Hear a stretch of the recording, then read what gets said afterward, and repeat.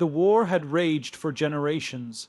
Across the stars, fleets of metal clashed in silence, leaving entire systems barren in their wake. Humanity had once been a rising star in the galactic community, ambitious and bold. But that same ambition had made enemies of old empires and new coalitions.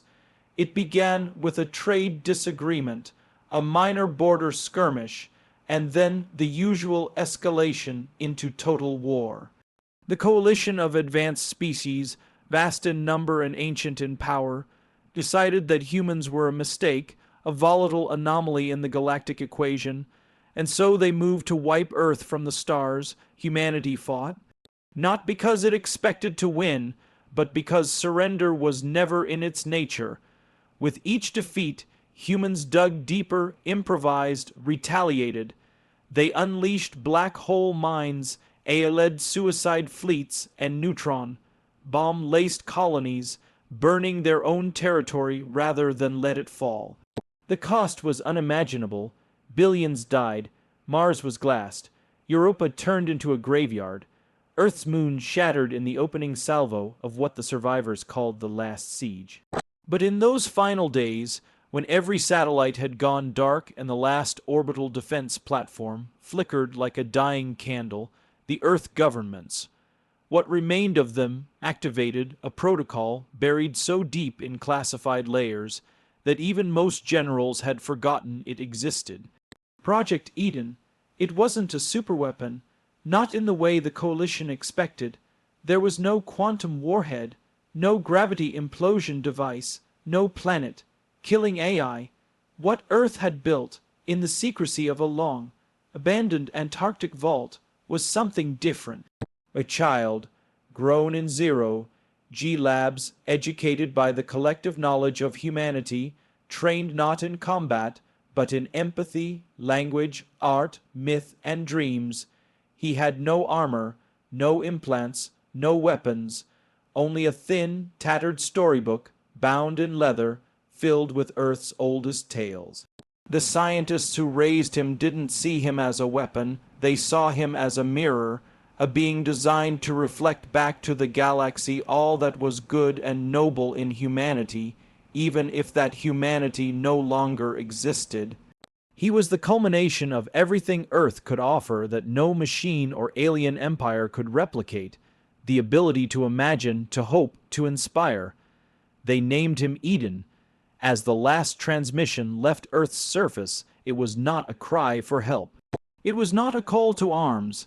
It was the image of Eden stepping barefoot into the shattered landing bay, book in hand, smiling at the blackened sky above.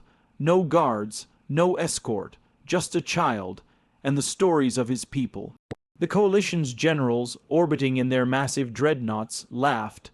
A stunt, they said, a final insult. Is this what humanity thinks will save them? A child and a bedtime story. But they had never understood humans. Not really. Eden boarded their flagship unopposed. There were no weapons to scan, no armor to breach. He sat calmly in the command chamber of the most powerful ship ever built, opened his book, and began to read. And the war began to end, not with the roar of bombs, but with silence. Awed, confused, disturbed silence. Something shifted in that room. Not a weapon, not a virus. Something older, deeper, something they couldn't explain. But they felt it. The officers found their minds drifting. The soldiers wept without knowing why. And for the first time in living memory, the commanders of the Coalition listened. Not to threats, but to stories. Because that was Eden's design, not to kill, not to conquer, but to remind. And in that moment, as the last of Earth's defenses flickered out, something far more powerful ignited, a memory, a connection.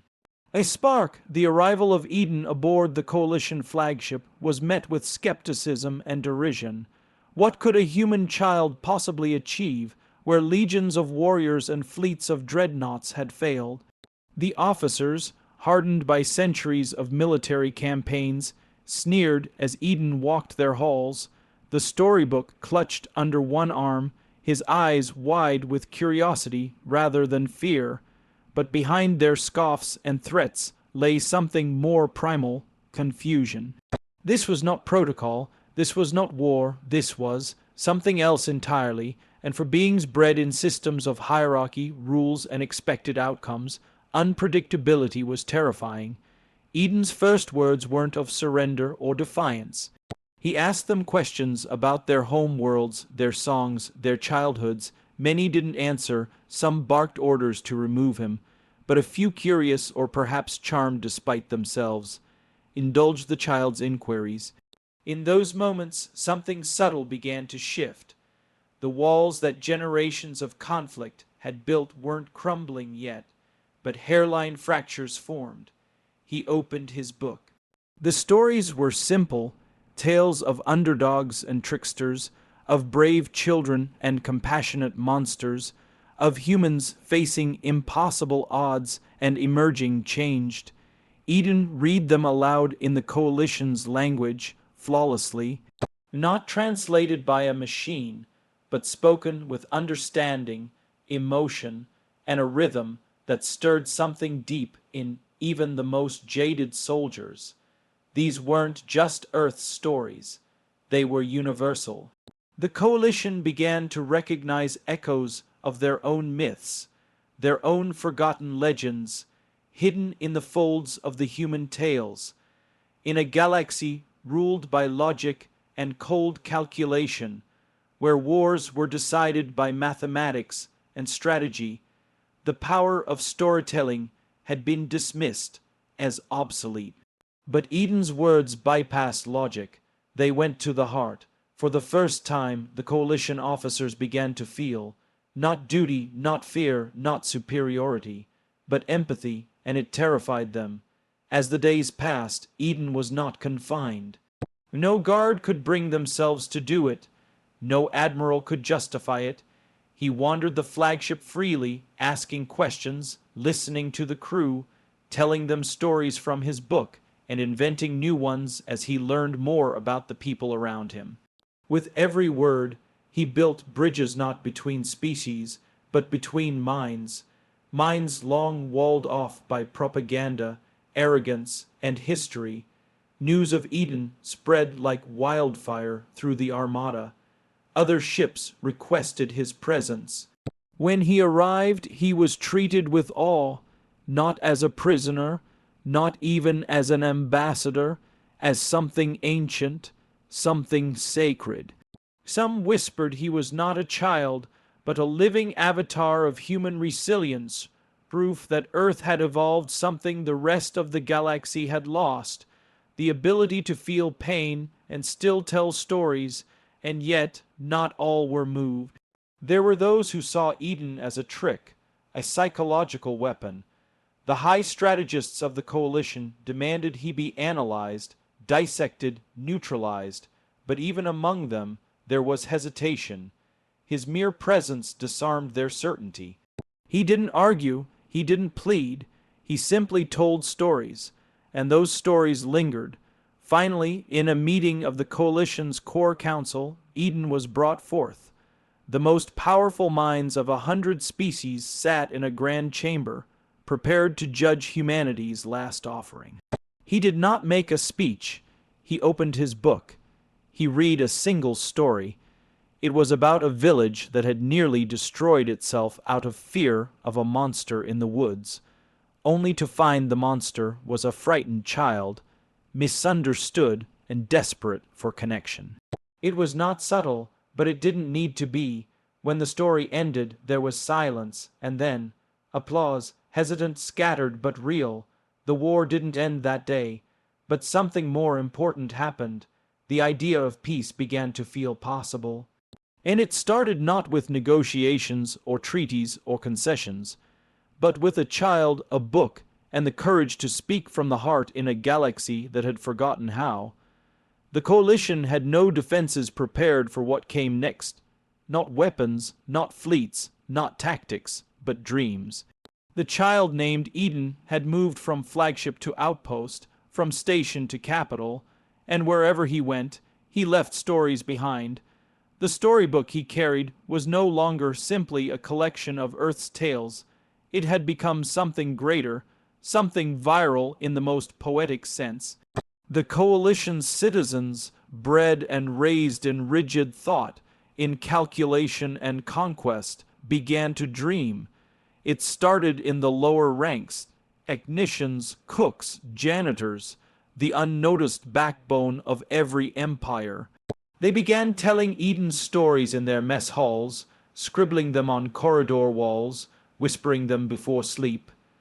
Then officers took notice, and eventually even admirals found themselves haunted by scenes and characters far more real than the sterile doctrine they had been fed since youth. The stories were not propaganda. They had no agenda. They just resonated. Eden wasn't just telling them what humanity was. He was showing them what they themselves could be. The most remarkable transformation came from a planet on the outskirts of Coalition space, Draxil Prime, a mining world known for its harsh regime and brutal workforce. The arrival of Eden had been treated with suspicion, and the planetary overseer demanded he be kept under house arrest. But within a week, the miners, grizzled gray-skinned beings who had never known laughter, began to recite human folktales during their shifts. One worker carved the image of a dragon from Eden's story into the side of a drill. Another started painting stars above her bunk, inspired by the idea that the night sky held wishes. The overseer, initially furious, tried to suppress the spreading stories. But something odd happened. Productivity rose. Injuries declined. Even the machinery, maintained with new care by workers strangely motivated by tales of bravery and purpose, began functioning better. The overseer, bewildered, requested more stories from Eden, and he obliged, not to manipulate, but simply because someone asked. Stories spread faster than war. Soon, schools across coalition systems introduced cultural fiction exchanges, allowing students to read human tales alongside their own. The decision had not been made by central command, but by 1,000 local leaders inspired by the same inexplicable sense of wonder. It wasn't policy, it was momentum. The coalition's elite were horrified. Eden's influence had become unstoppable, not because it was aggressive, but because it was truthful. The human child wasn't pushing a doctrine. He was unlocking parts of beings that had long been shut away. The arts, long forbidden or limited to state-approved formats, surged.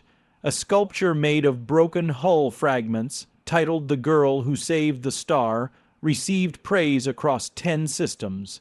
A theater troupe reenacted Earth's The Little Prince on the moon of Calthai's Minor, and the audience wept.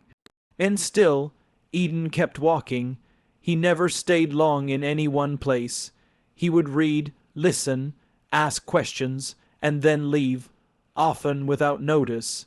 It wasn't about fame or control. It was about movement. Change, hope. The humans on Earth watched all of this unfold with cautious awe. For the first time in recorded galactic history, a human being was changing the structure of an empire not through force, but through narrative. The most profound change, however, came when Eden met an ancient coalition AI, one tasked with maintaining strategic control over multiple planetary defenses. It had no emotions, no curiosity, only code. Eden sat before it and read a story about a machine that learned to love. The AI asked him to read it again and again, until, on the 7th reading, the AI did something unthinkable. It shut itself down. Not in despair, but in release. It had seen a future in which it was more than it had been allowed to be. The coalition considered it a technical failure, but the people called it a miracle. What Eden was doing, what humanity had unwittingly unleashed, was not just diplomacy nor soft power. It was something deeper, something primal. He had given the galaxy something no weapon could provide, permission to feel. The high command of the coalition finally convened in secret. Not a single human military vessel had fired a shot. Not a single demand had been issued by Earth or its allied colonies. And yet worlds were changing. Citizens were questioning. Soldiers were refusing orders. Dissent wasn't coming from enemy fleets or covert sabotage. It was sprouting from libraries, classrooms, and the dreams of children. And at the center of it all, there was a child with a storybook. To the military minds of the coalition, this was a kind of war they were entirely unequipped to fight. Protocols existed for planetary invasions, for suppressing uprisings, for full-spectrum orbital bombardment. But how did one counter a bedtime story? How did you silence the echoes of wonder in a culture where every citizen now longed for more than survival, where curiosity, once deemed inefficient, had become contagious? Their first attempt was simple: discredit Eden. They released broadcasts claiming he was an experimental weapon grown in a human lab to manipulate minds through auditory stimulus. But the problem was, Eden didn't fit the mold. He didn't command attention with force. He didn't argue or debate. He simply listened and shared. He asked questions. He showed empathy. He gave others room to think, and that terrified the coalition even more. Because when someone like that starts to win over your people, not with fear, but with love, then you don't just lose a battle, you lose the very foundation of your control. Next, they attempted to detain him. A squadron intercepted his transport vessel en route to a neutral planet. The mission was surgical, no casualties, no spectacle. But when they opened the shuttle doors, they didn't find Eden inside. They found 12 civilians from 12 different species, all carrying copies of his storybook. Every one of them said the same thing: "We are Eden." This confused coalition intelligence to no end. They searched for patterns, for infiltration tactics, for psy-op signals. But the truth was both simpler and far more terrifying. Eden's stories had inspired others to become storytellers. His words weren't just being repeated. They were being lived, adapted, carried forward by voices that the coalition could not silence without turning its own citizens against it. Entire ship crews started creating story nights, where humans and aliens alike would gather to share tales. Sometimes they were human classics, legends of Robin Hood or myths of Anansi. Other times they were new tales, inspired by the struggles and dreams of alien species long suppressed.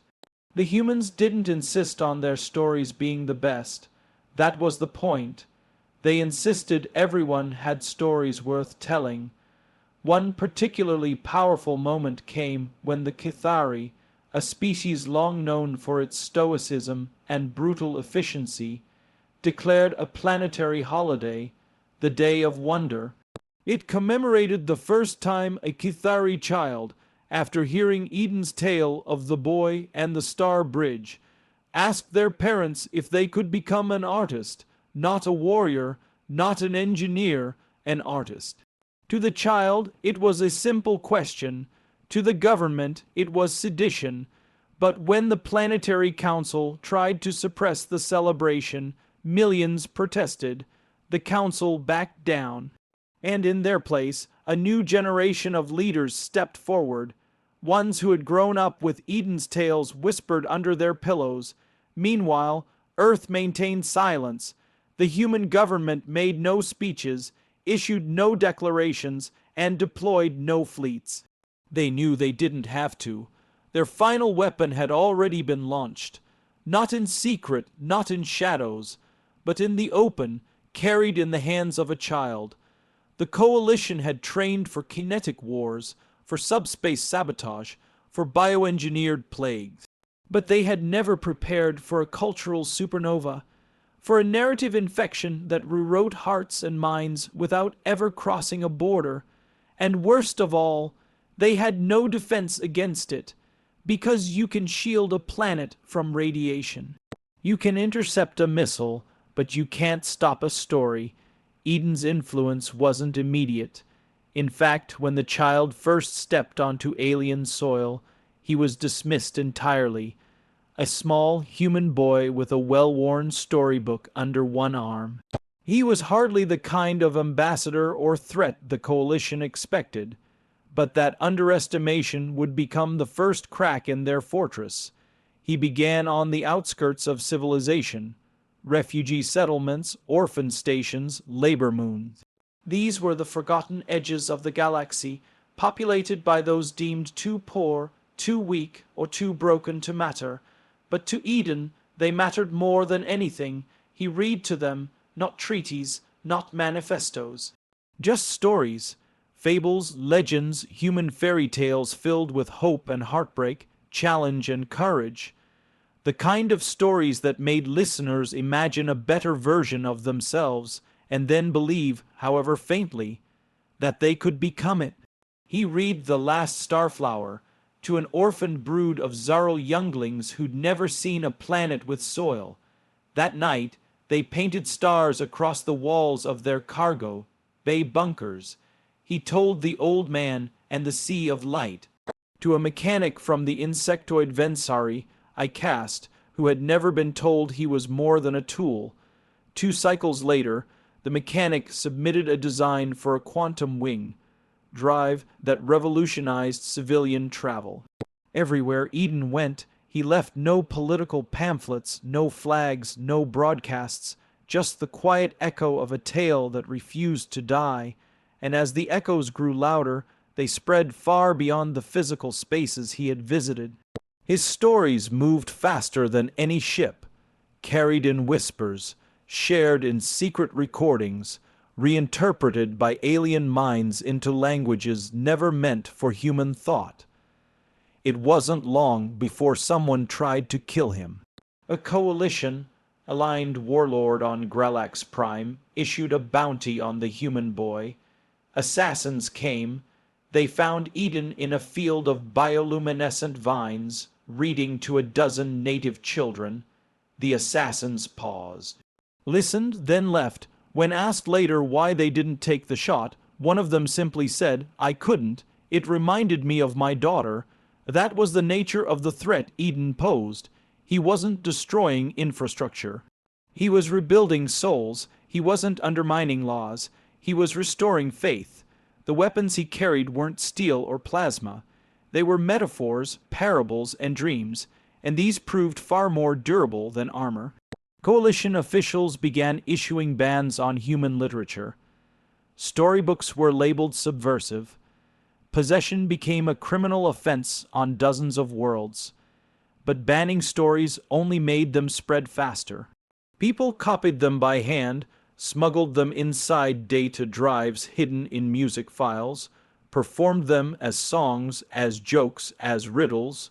One planet created a religion based on the tale of the forest that remembered. In response, Eden did something unexpected. He vanished. There were rumors, of course. Some said he returned to Earth. Others believed he'd gone into hiding to avoid martyrdom, but his disappearance only deepened the legend, and more importantly, it empowered others to pick up his work. Entire guilds of storytellers began organizing, humans and aliens alike. They didn't tell Eden's stories anymore, they told their own, and in that act, they spread the virus of imagination even further. The coalition structure began to fracture, not from war, but from wonder. Their citizens didn't revolt with guns. They revolted with dreams, with questions, with art. Entire fleets defected, not because they lost to superior weapons, but because they realized they'd never truly lived. And all of it began with a child and a book, and a voice that said, "Let me tell you a story." The galaxy would never be the same again, not after Eden's final gift. Though he vanished from public view, he had not disappeared entirely. The last known footage of him surfaced on a fringe communications relay. Eden standing on the edge of a dying moon, reading quietly into a wind that couldn't carry sound. No one could hear what he said. No one needed to. By then, the galaxy already knew the ending of the story he was writing, not in words, but in the quiet revolutions taking place across thousands of worlds. What Eden left behind wasn't a movement. It wasn't an uprising, it was a paradigm shift, a redefinition of power itself. Empires had long relied on fear, on control of resources, on towering fleets and fortified stations. But they had overlooked the raw, destabilizing energy of belief. That's what Eden ignited. Not belief in governments or borders, but belief in the individual, in shared meaning, in the sacredness of one's own story. Entire star nations began to reorient their policies, not under duress, but through inspiration. Peace accords were signed not as transactions, but as promises to build something worth inheriting. The Zalari, a race long considered emotionally sterile, declared a universal day of storytelling. The Torvak, previously known for their brutal warrior culture, appointed their first poet, general. A new galactic calendar was proposed, not based on trade cycles or political treaties, but marked from the first tale, the day Eden read to the orphan colony on Calyx Station, and humans changed too. For the first time in millennia, they were no longer seen as the brash invaders or the unpredictable outliers. They were the memory keepers, the bearers of myth, the ones who taught a galaxy how to feel again. It wasn't military superiority or technological innovation that secured humanity's place, it was cultural gravity. Human art, music, and stories became the lingua franca of emotion. A language everyone understood, even if they had no mouth, no ears, no concept of sound. Feelings traveled faster than light, but even as the new age dawned, threats lingered in the corners of space. There were still remnants of the old power, tyrants who viewed Eden's legacy as a virus to be purged. They banned the storybooks, hunted the storytellers, burned entire libraries grown from living memory, plants, but suppression couldn't kill what Eden had started, because it didn't live on paper, it lived in hearts. In one haunting case, a warlord ordered a child executed for reciting the last ember. The executioner, upon hearing the first line, broke down in tears. He dropped his weapon, embraced the child, and surrendered himself. That moment was broadcast across 17 systems.